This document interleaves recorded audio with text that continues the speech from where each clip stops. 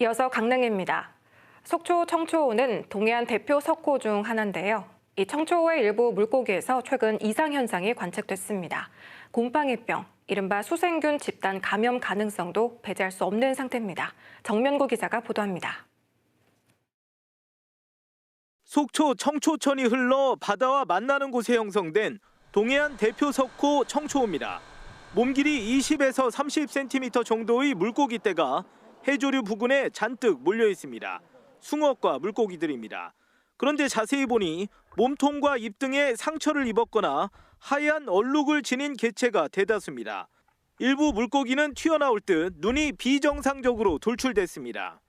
바다 근처에 자랄 때서부터 살아왔지만 물고기들이 이렇게 곰팡이가 온몸에 피었다는 것은 아주 심각한 이런 문제라고. 한두 마리가 아니라 여러 개체에서 이런 이상 현상이 관측된 건 이례적이라는 평가입니다. 이른바 수생균, 일명 곰팡이병에 집단으로 감염됐을 가능성도 배제할 수 없습니다. 무엇보다 물고기가 살기에 이곳 청초호의 서식 환경이 좋지 않을 수 있다는 게 전문가들의 이야기입니다. 항만으로 지정된 청초호 특성상 무량장 내 선박 작업은 물론 도심과 인접해 있는 탓에 오염물질이 유입되기 십상입니다. 과거 20년, 30년 전보다는 수질이 크게 개선됐다지만 안심할 수는 없다는 지적입니다.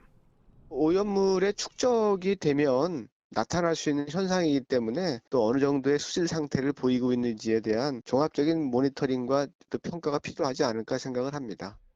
일시적 현상일 수도 있겠지만 위기에 처한 물고기들이 보내는 구조 신호일 수도 있는 만큼 관계기관 실태조사가 필요하다고 전문가들은 강조하고 있습니다. KBS 뉴스 정면구입니다. 강릉 유치원초 공동대책위원회 등이 오늘 성명을 내고 전임 교육감 시절 징계를 받은 교사들에 대해 신경호 강원도 교육감이 합의한 인사조치의 즉각 이행을 요구했습니다. 이들은 신 교육감이 지난해 7월 징계 교사 당사자의 의견을 들어 인사조치하기로 합의했지만 지난 1일자 인사발령에 해당 내용이 포함되지 않았다고 주장했습니다. 이에 대해 강원도교육청은 교육부의 법령 해석과 실무자 검토를 거쳐 원하는 지역으로 인사 발령이 불가하다고 결론냈으며 구체적인 내용에 대해서는 조만간 입장을 전하겠다고 해명했습니다. 강릉역이 국토교통부와 대도시권 광역교통위원회가 선정한 미래형 환승센터 시범사업 대상지 4곳 가운데 한 곳에 선정됐습니다.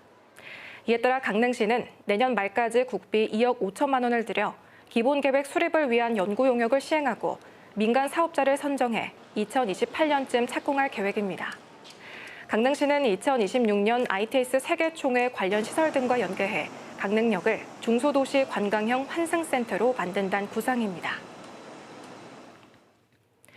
인구 소멸 위기에 대응하기 위한 한일 로컬 크리에이터 교류 포럼인 정선 로컬 서밋이 오늘 정선군 하이원 컨벤션 타워에서 개막해 내일까지 이어집니다. 이번 정선 로컬 서밋에는 한국과 일본의 지역 전문가들이 모여 지역 인구 감소 실태와 성과 보고 등을 통해 인구 소멸 위기 대응책을 논의합니다. 정선군 도시재생지원센터는 이번 포럼이 일회성 행사가 아닌 청년 로컬 크리에이터들이 주도하는 세계적인 행사로 육성한다는 방침입니다. 대한축구협회가 주관하는 FA컵 2라운드 경기에 강원도 내 축구단이 출전합니다. K3 리그 강릉시민축구단은 내일 저녁 7시 강릉 종합운동장에서 프로축구 경남FC를 상대로 FA컵 2라운드 경기를 치릅니다. 같은 시각 K4 리그 평창 유나이티드 축구클럽은 프로축구 성남FC를 상대로 원정 경기를 펼칩니다. 또 K3 리그 춘천시민축구단은 모레 저녁 7시 춘천 송암 스포츠타운에서 같은 리그 소속 파주 시민축구단을 만납니다. 지금까지 강릉이었습니다.